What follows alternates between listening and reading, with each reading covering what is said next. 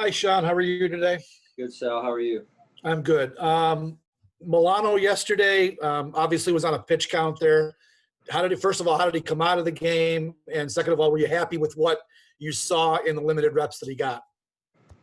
Yeah, I was happy. I thought he brought good intensity to our defense. Performed well, and did a good job in his role that he had. So the pitch count was legit, right? That's what you want to do just to get him maybe just back in the flow of things? Yeah, I mean, we just have to see. He's coming off a pretty significant injury there, but I thought he did a good job. Mentally he was in a good spot today, and we'll just see how it goes throughout the rest of the week here with a lot of these guys. And if I could ask, John Feliciano has to come up this week, obviously. It's assuming that's going to happen. Does he just get plugged right in there and you move on? We'll see. That'll be one of the several things that we'll monitor this week as we move forward here. Okay. Thanks, Sean. Sure. Hey, Sean, John Scott. After looking at the film, what was it in the second half that your defense did that made them play at such a high level? Well, I thought the adjustments that we made at halftime, that Leslie and the staff made, the players did a great job executing those adjustments, and really being able to control the line of scrimmage in the second half was key to our defensive performance there. We saw more blitzing. Is that something that you anticipate maybe sprinkling in more, knowing that that hasn't been necessarily something you guys have done very much of in the past? Yeah, I mean, whatever it takes to win. We just felt like we needed a little bit of a jump start there, and it's not something you can get carried away with, but it's not something that you want to zero either. So a healthy balance. And real quick, we've discussed the push from that defensive front and how you weren't pleased with it in the past few weeks. What did you think of the defensive front against the Jets?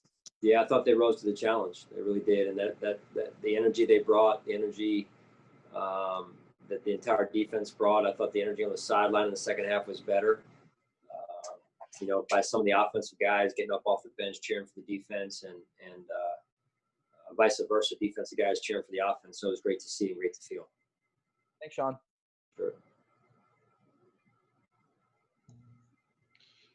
Hey, Sean, Adam Benini, if I could just kind of piggyback on John's line of questioning there in a broader sense. That second half performance, how important was that for your defense, given the way things had gone in previous weeks? I know we heard from Jerry after the loss to the Chiefs, Jerry Hughes, that is, talking about the players kind of wanting to get together on their own before the coaches got in there and evaluate film to kind of get things headed in a more positive direction. I guess how much of a springboard could that be, a positive result to kind of build on moving forward here? Yeah, very much so. Each game is its own game, obviously, and you got to continue to work each week to get better. But I liked how the pieces fit together yesterday in terms of the rush complementing the coverage complementing the rush, and then what we were able to do in the second half against the run was key also. And if I could just follow up, you referred to it as kind of a character win. As you've looked at the film, could you maybe expand on that a little bit in terms of what you saw and where this team is, in your opinion, heading into New England now? Well, I just think every year you get tested through adversity in different ways, shapes, and forms. And I thought our guys stood up yesterday. We knew it wasn't going to be easy.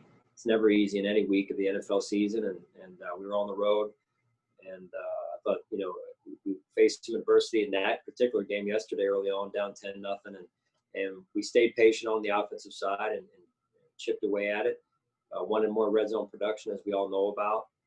But I was proud of the way the guys, all three phases, chipped in on the win there. So that was good to see. Thank you, Sean. Sure.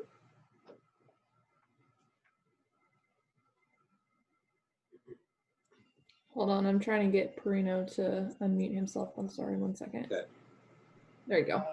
Thanks, Nicole. Hey, Sean. Obviously, Cam in this New England offense is struggling a little bit. But if you've had a chance to kind of take a look at them on film, what kind of challenges do they present this week? Yeah, you know what? Honestly, I haven't looked at them on film. I've just been more focused on closing up our game from yesterday and the different meetings that I'm typically in. So I'll know more in a day or two here for you. Okay. Thank you. Sure. Hey, Sean, I think you guys are right now 10th or 11th in total penalties as a team. How do you clean that up moving forward? What do you think like the root cause of these, I guess, pre-snap and mental errors has been? Yeah, detail and some discipline in some areas and concentration in other areas. I feel like we're a fairly disciplined team, but we've got to continue to bring that to the forefront and execute it at high levels at all moments of the game. And we're coming out at we've got some false starts, some of those type penalties, but we also have some illegal formation type penalties too. So that comes down to detail and discipline more than anything. Gotcha. And then just a quick follow-up. Watching your post-game speech, or at least a snippet of it, when dapped up Dane Jackson, how would you describe the rookie's first start and what he did in such a really critical moment? Yeah, that was huge. Yeah, it was huge for any rookie to contribute like that, especially coming off the bench the way he did. And that's our team. Next man up mentality. And the great part about it is he was prepared. Which I give credit to him and to the coaching staff for that. And then it's a great lesson for the rest of the young players on our team that when your number's called, you better be ready. At any moment, you got to be ready. And Dane did a great job. And the players really, I thought, rallied around him as well. And it was a great team effort overall. All right. Thanks, Sean. Sure. Hey, Sean, Mike Catalana. You referenced Tremaine Edmonds and needing him to make plays. And yesterday he got his hand on the ball twice and had a shot at interceptions. So when you look at that, obviously you want to see him make the play. But he's in position to make the play. I'm asking you to sort of evaluate it, what you saw there, at least from him. Does that mean he's getting closer and he's just got to finish that up? I mean, how do you look at what he did yesterday? Yeah, he was in good position yesterday, Mike, to your point. And, you create your own opportunities through playing through the system, through film study, and getting more and more comfortable. And so now it's to take another step this week and in the weeks ahead as we move forward as a team. And he moves forward and impacting our defense and impacting the game. Thank you. Sure. Hey, Sean, I know you said you haven't had a chance to look at Patriots film, but what do you impress upon the guys about the opportunity that playing this team presents? I know it's a team you guys have kind of been chasing for a while, and it's a goal of yours to win the division. So what do you impress upon the guys about the opportunity you have against them? Yeah, well, each week is the same. Each week's a huge opportunity for us to grow as a football team, and each week is as important as the next week, just like last week. And I thought our guys handled that well this week. We have a lot of respect for this team, this opponent, and just like we do every opponent. And that's where it starts. And we go back into our process, Matt, with us getting better as a football team and controlling the pieces we can control here. And a quick one on Harrison Phillips. What does he have to do to get back in the lineup? He's doing great. I love Harrison Phillips. Nothing's changed with that. It's just we've got a couple other guys right now that we feel like are playing and they're getting into a rhythm, and so we'll see. Harrison is a hard worker, certainly our type of guy, and we love who he is and what he brings to our football team. And each week's going to be different, and we'll see what this week brings. Thank you, Sean. Sure.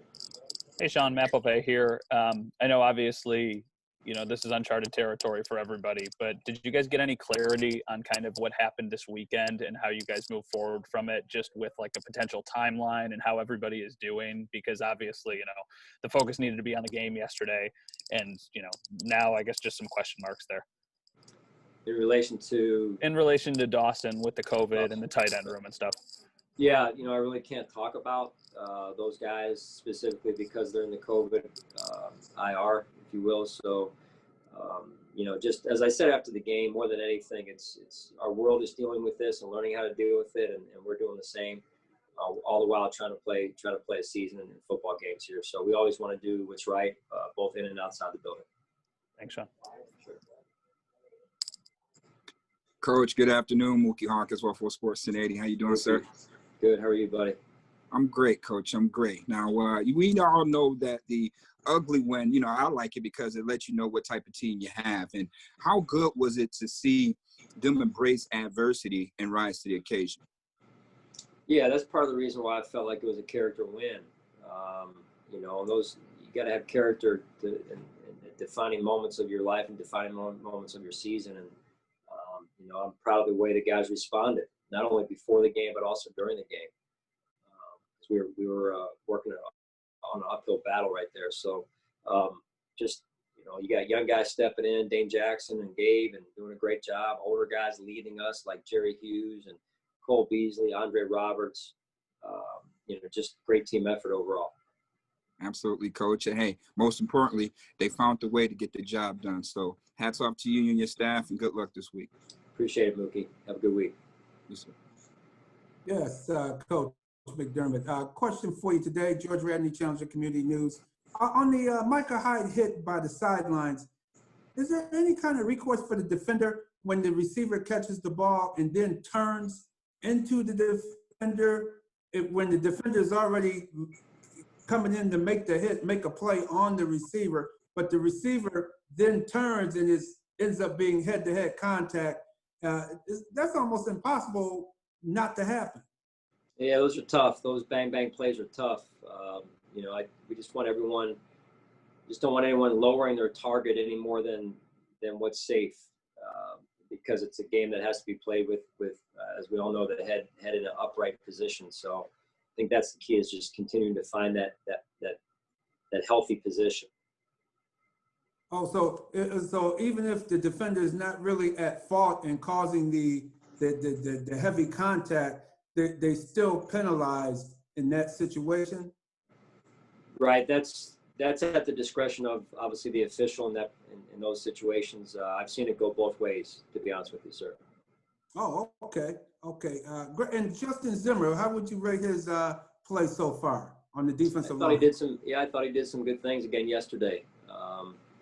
He continues to improve, and certainly there's some couple plays he wants back. I know that we want back as well, and just overall, I thought the defensive front showed up yesterday. All right. Thanks a lot, Coach. Okay. Take care. Sure, you got it. You too.